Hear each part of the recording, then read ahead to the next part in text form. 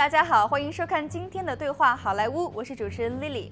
那么，对于居住在好莱坞附近的朋友们来说，最近最为关注的event之一，应该就是环球影城的哈利波特园了。那目前哈园呢已经正式开园，但是在开园之前呢，环球是举行了盛大的开园仪式，现场可以说是众星云集，而且活动呢也是相当的精彩。好，我们现在一起去感受一下那里的魔法吧。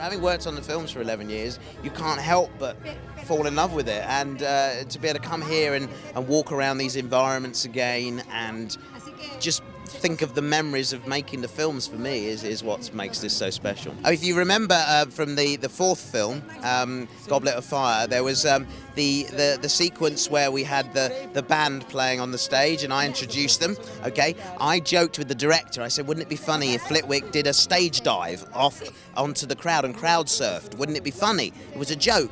Well, he went away over the weekend and he came back on Monday. He said, you know what you said the other day about stage diving, crowd surfing? He said, we're going to do that. And I said, well, I was only joking. And he said, no, we're going to do it. And so what ended up in the film was actually a joke originally. Hello to the Chinese audience of Harry Potter. Thank you for enjoying it.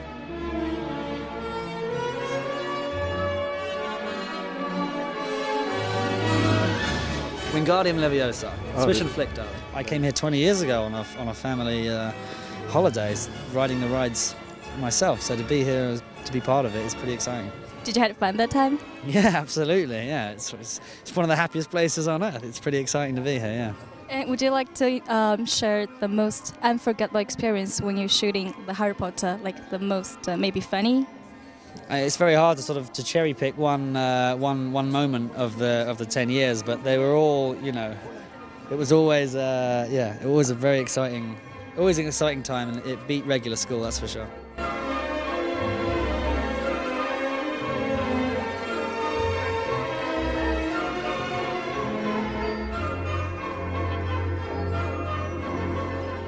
Yes, I'm surprised because I still think of it as a film that we were doing when we were back in the UK, and I'm not surprised because the fans all around the world just can't get enough of it still. And Hollywood is the home of entertainment, so what better place to put it? Hello, China. Ni hao, China. And you two are literally the most popular twins in China. And also you two looks like fabulous tonight. Thank you very much. We try our best. Did you have any plans to go to China in the recent weeks? We were in China actually in when was that, December? Yeah. We were in Shanghai, so my cousin works out there as well, so we were able to tie two things together.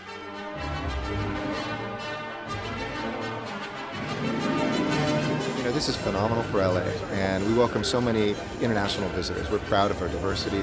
People come here to visit their family from the Philippines. They'll come and see Harry Potter. Folks will come here from around the world and feel at home, but also see something they've never seen before. So I hope we can continue to attract visitors. If you've gone to Universal Studios in the past, you haven't seen anything because it's completely brand new, and we encourage folks to come and experience the magic of Harry Potter and LA. Do you mind say hello to Chinese audience? Sure, absolutely. Ni hao. Yeah, ni hao ma. It's great to be here. We encourage our Chinese friends, come to Los Angeles, come visit Harry Potter, come visit Universal Studios. Thank you so much. 再见，谢谢。 It's kind of a joke, like with my best friend will be like lazy and like, oh, Axio sweets, Axio drinks. It's special to me because I obviously grew up with these films and the books.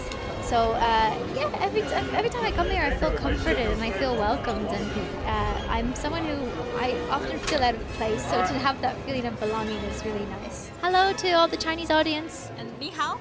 Ni hao. That's very good. Thank you so much, and we love you. You're welcome. Thank you very much. Welcome to Thanks for being China here. sometime. I would love One to. last-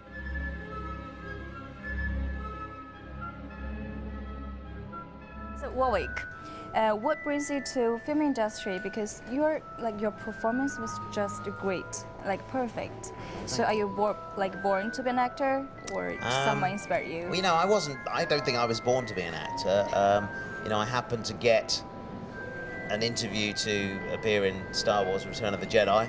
I managed to get the part not because I was a great actor, but because I was very short, and that's how I got started. And it's just about learning from other actors as I went through my career, and studying what they did, and kind of just learning. And I'm still learning, even at this point when I've been acting for 35 years. So I think you never know it all as an actor. I'll continue to learn till the day that I retire from acting, which is probably never, because I love what I do. I think to be a successful actor, you have to be passionate about it and enjoy it, because it's not easy. It's not an easy life. Yes. It's not all glamorous like doing events like this here today at the Wizarding World. You know, much of it is very long hours, working in quite difficult conditions.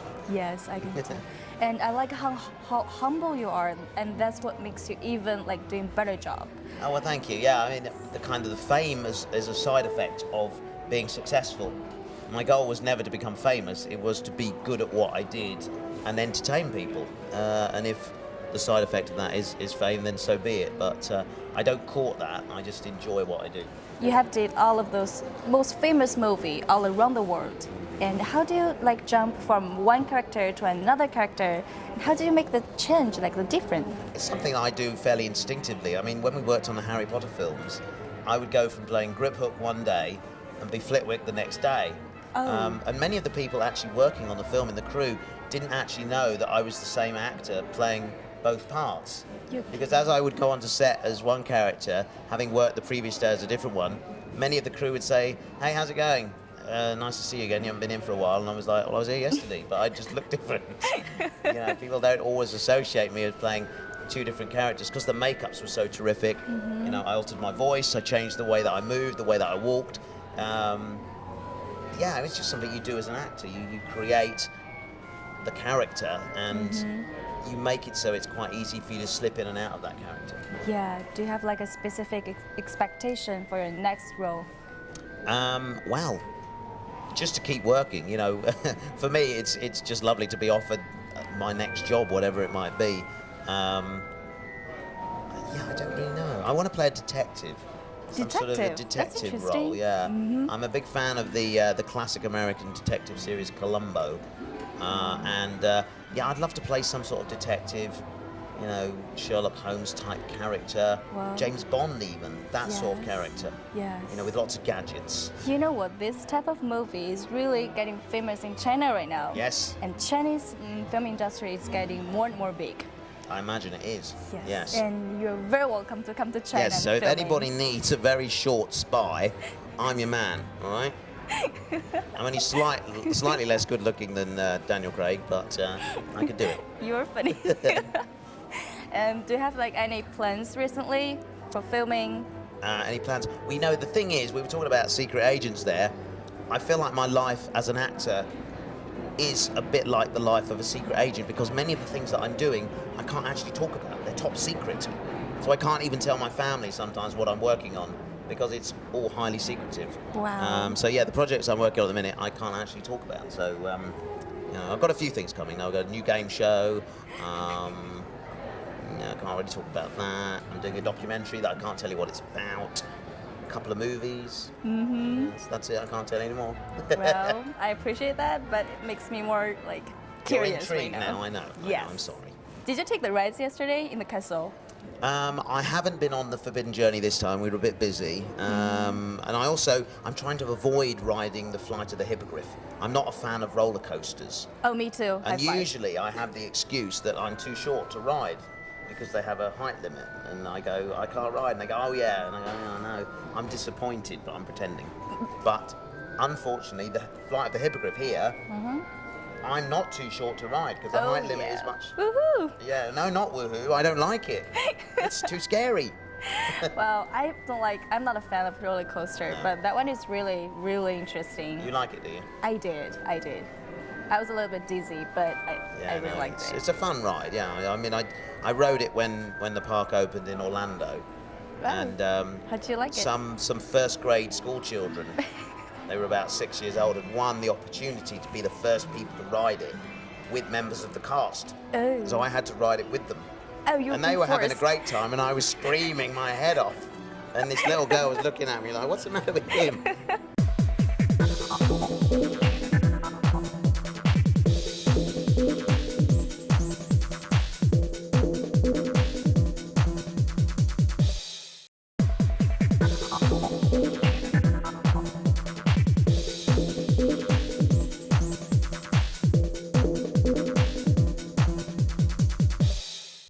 All of my friends has grown up with like Weasley brothers, Harry and Ron.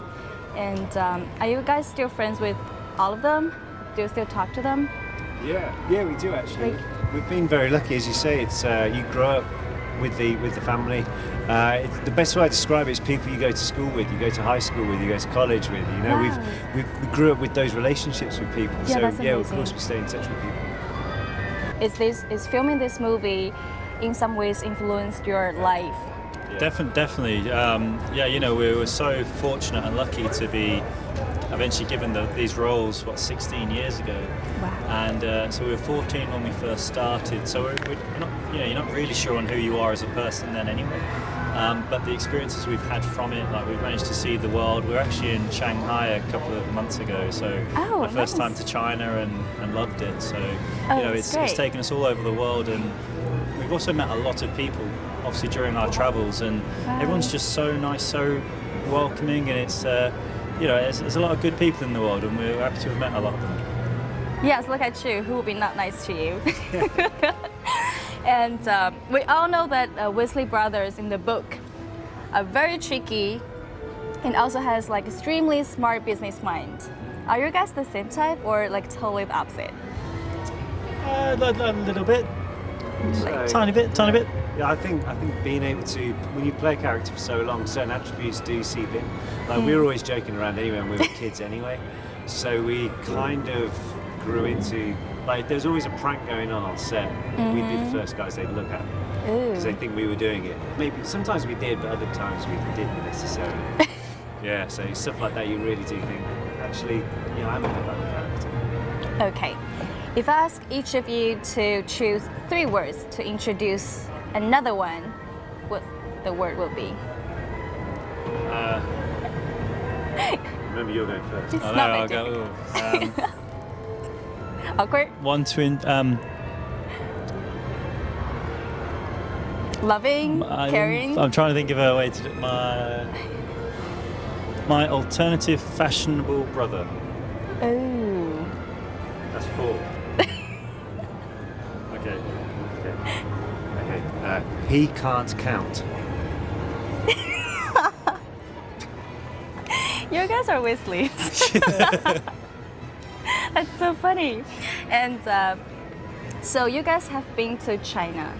Yeah. And like nowadays, Chinese film industry is getting bigger and bigger. Yeah. Do you have any plans to shooting or filming in China recently, or you're looking forward to it? I would love to shoot in China. Our cousin actually works for Geely in the car company Geely. Yeah, in Shanghai. And he loves living there. So, I know what you're talking about. So that's where he lives and works, and has done for a couple of years. So we'd love to be able to go out there. Yeah, one of the guys from Warner Bros was telling me yesterday that in China they're opening something like 14 cinemas a week. A day even, something like ridiculous like that in China. So it would be great to go out there and do some filming there, because it's such a culture that we don't know much about. And we were only there for 5 days. So we managed to scratch the surface a bit, but I'd love to see more of the country. So I was reading the book of Harry Potter, and Luna just like a Tinkerbell, very smart. Yeah, like very smart and delicate. So, but when I really actually see you in the movie, you're just like her. Oh, that's so And like all the fans. That's a nice way to put it, like the fairy. Yeah, she has a lightness to her, definitely. Yeah, exactly. And I've heard that you got chosen from 15,000 girls. And how do you feel about that when it's actually happened? My philosophy on like auditions and getting those jobs, like I mean, there can only ever be one. There's only one match for it, and you know, I could go to another audition with 15,000 girls and it would be someone else's. But yeah, this one I felt was my story to tell, or I was supposed to interpret Luna, I feel. But yeah, it is crazy when you think of that. But whenever you go to an audition, you can't think of the competition. It's just about your personal, authentic take on it.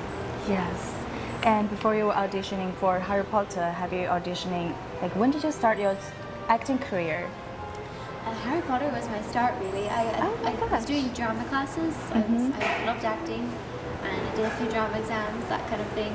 But no, Harry Potter was my first professional gig. Wow, amazing. Probably my second audition, I think.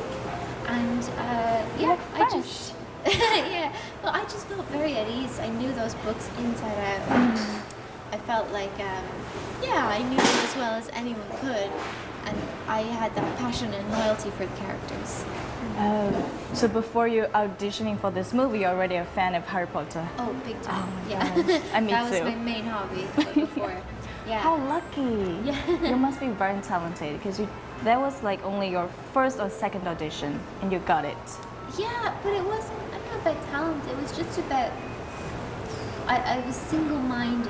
I knew who the character was, so I wasn't worried about what they thought of me, and I wasn't so worried about whether I was getting it right. I was just like, just tap into Luna's spirit.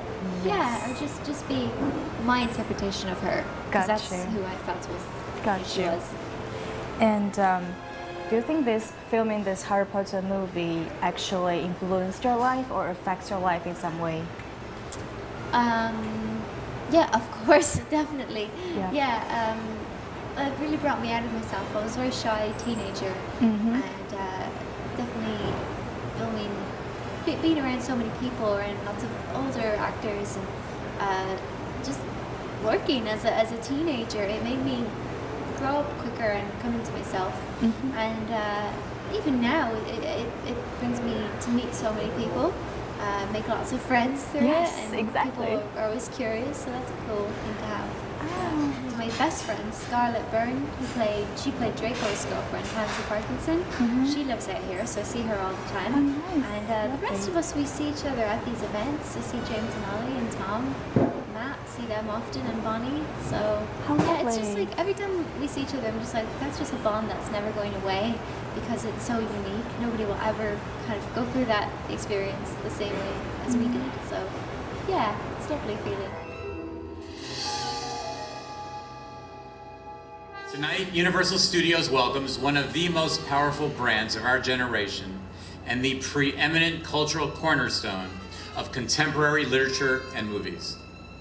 Now, this day wouldn't have happened without the tireless vision of the chairman of Universal Parks and Resorts, Tom Williams, and the creative force of Mark Woodbury, president of Universal Creative, and his amazing team, whose collective imagination brought this incredible brand to life with an astonishing level of realism and attention to detail that the LA Times described this week as simply exquisite.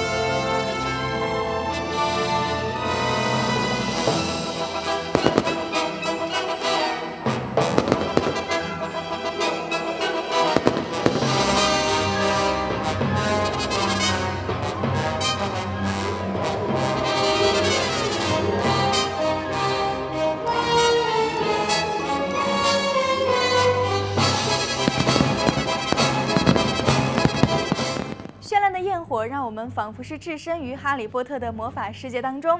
那我相信您呢也已经是迫不及待了，那里绝对值得一去。以上就是今天对话好莱坞的全部内容，感谢您的收看，再见。